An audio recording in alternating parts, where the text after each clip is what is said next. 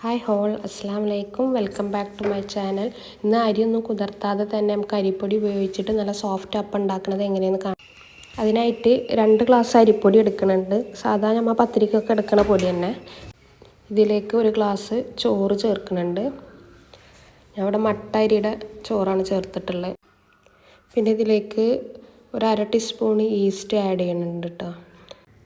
ഇതിലേക്ക് 3 ഗ്ലാസ് വെള്ളം ആഡ് ചെയ്യുന്നുണ്ട്. അത് നമ്മൾ അരിപ്പൊടിയൊക്കെ അളന്ന ആ സെയിം ഗ്ലാസ്സിൽ തന്നെ 3 ഗ്ലാസ് വെള്ളം എടുക്കണം കേട്ടോ. ഇത് അരക്കണതിന് മുന്നേ തന്നെ ആഡ് ചെയ്തിട്ട് മിക്സ് ചെയ്ത് കൊടുക്കണം. നന്നായി മിക്സ് ചെയ്തിട്ട് വേണം മിക്സിയുടെ ജാറിൽ നമുക്കിത് അരച്ചെടുക്കാൻ. ഇനി മിക്സിയുടെ ജാർ എടുത്തിട്ട് നമുക്ക് ഈ മാവ് ഇതിലേക്ക് ഒഴിച്ച് കൊടുക്കാം. എന്നിട്ട് നന്നായിട്ട് അടിച്ചെടുക്കാം. മാവൊക്കെ നന്നായിട്ട് അടിച്ച് കിട്ടിയിട്ടുണ്ട്. ഈ ഒരു കൺസിസ്റ്റൻസിയിൽ വേണം ഈ ബാറ്റർ.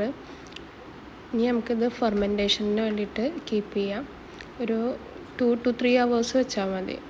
അപ്പോഴത്തേന് മാവ് നന്നായി പൊങ്ങി വരും. 3 മണിക്കൂർ കഴിഞ്ഞപ്പോൾ മാവ് നന്നായിട്ട് പൊങ്ങി വന്നിട്ടുണ്ട്.